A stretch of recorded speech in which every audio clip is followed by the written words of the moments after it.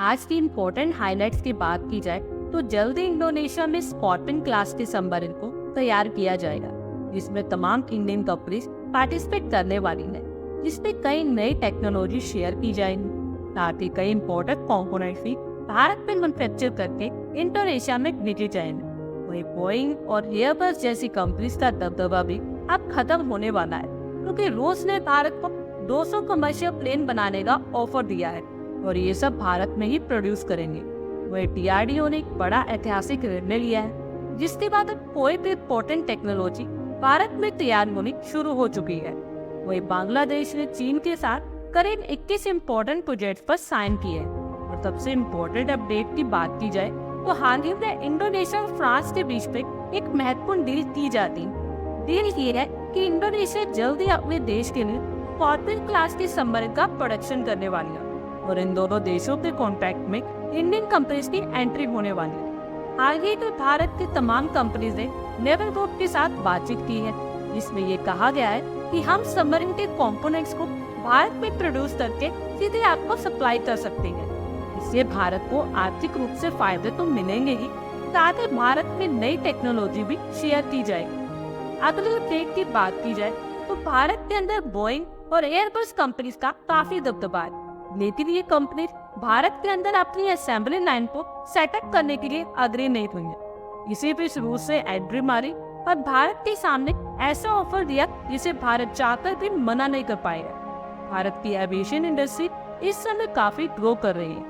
भारत को ज्यादा जरूरत है पैसेंजर प्लेन्स की, लेकिन आर्मड प्लेन्स के लिए हमें दूसरे देशों पर निर्भर रहना पड़ता है। इसी बीच रूस ने ऑफर दिया है कि हम अपने MC-21 और 114-300 जैसे पैसेंजर प्लेन्स का ऑफर आपके सामने रख रहे हैं। अगर आप हमें 200 विमानों का कॉन्ट्रैक्ट देते हैं तो हम आपके देश के अंदर असेंबली लाइन सेटअप कर देंगे, और ऐसा ऑफर आज तक किसी भी देश ने दूसरे देश को नहीं दिया। तो और रूस ही विमान की रिपेयरिंग और मेंटेनेंस का काम भी करेगा।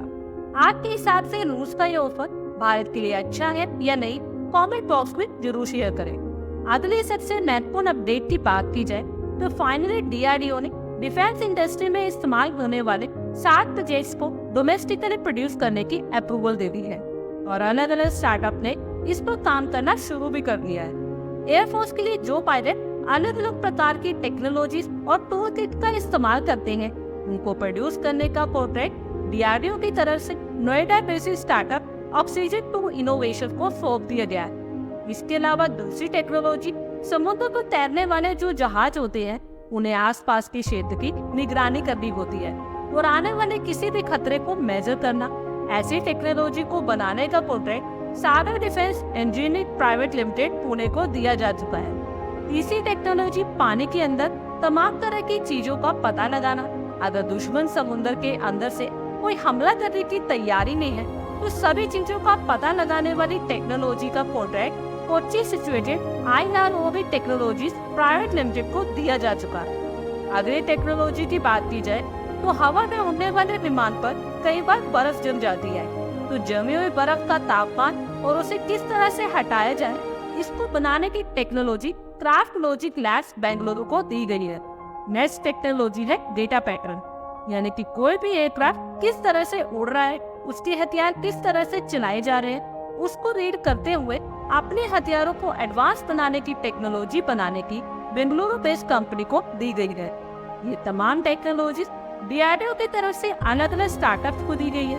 अगली अपडेट है भारत और यूरोपियन यूनियन की तरफ से, जहाँ भारत और रूस ने फैसला किया कि हम जल्द ही $100 अरब अमेरिकन डॉलर का व्यापार करने वाले हैं। और पहले से ही भारत और यूरोप की EFA के साथ बातचीत चल रही थी। बताया ये जा रहा है कि इस डील को इस साल फाइनल कर लिया जाएगा। इसमें भारत को काफी बड़ी FDI भी मिलने वाली है। अगले इम्पोर्टेंट अपडेट की बात की जाए तो चीन ने एक बार फिर से ताइवान की घेराबंदी करनी शुरू कर दी है। चीन ने सिर्फ 24 घंटों के अंदर ताइवान के ऊपर 66 फाइटर जेट्स को उजाड़ दिया। हालांकि ये चीन की ताइवान को डराने की बस एक चाल। अगली अपडेट ये है कि श्रीलंका और भारत ने एक इम्पोर्टेंट MOU साइन किया है, पब्लिक एडमिनिस्ट्रेशन और गवर्नेंस के लिए। इस नए MOU की मदद से दोनों देशों के बीच में जो सार्वजनिक सेवा है या स्वतंत्रता है, लैंग्वेज और कल्चर के मामले में दोनों देश एक दूसरे का सपोर्ट करेंगे। वहीं अगले महत्वपूर्ण अपडेट की बात की जाए तो बांग्लादेश के प्रधानमंत्री चीन के दौरे पर जाती है और चीन के साथ कुछ महत्वपूर्ण मुद्दों पर बातचीत होती है। अगर डिटेल से बात की जाए तो दोनों ही देश इस तरीके से द्विपक्षीय व्यापार, परिवहन, एनर्जी, कल्चर और एजुकेशन पर काम कर सकते हैं। इसके तहत बांग्लादेश को 3.14 अरब डॉलर की सहायता भी दी गई है। वहीं दोनों देशों में जो कॉन्ट्रैक्ट किया गया है वो 5G तकनीक को लेकर है। बांग्लादेश ने भारत के साथ भी कॉन्ट्रैक्ट कर रखा है, लेकिन चीन की एंट्री इस सेक्टर में अगर हो जाती है तो शायद भारत की कंपनी ज्यादा प्रॉफिट ना कमा पाए, क्योंकि चीन पूरी दुनिया में सबसे सस्ती टेलीकॉम सर्विस देने के लिए ही पॉपुलर है। वही लास्ट इम्पोर्टेंट अपडेट भारत की टेलीकॉम इंडस्ट्री से रिलेटेड है, जहां पर भारतीय सरकार ने PLI स्कीम को शुरू किया, जो हमारी टेलीकॉम इक्विपमेंट मैन्युफैक्चरिंग इंडस्ट्री है, इसने 50,000 करोड़ के आंकड़े को पार कर लिया।